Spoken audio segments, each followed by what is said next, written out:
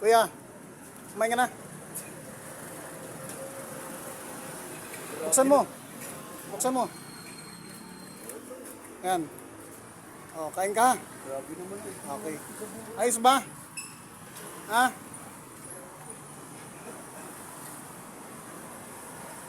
Hindi mo naitulong sa pamilya nila. Naitawid mo ito sa pagsabog ng mundo. Well, miserable. Ang tete. Ito kami walang bayad dyan.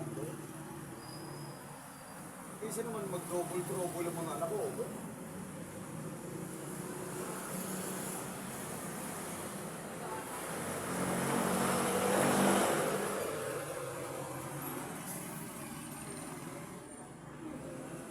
Imposible.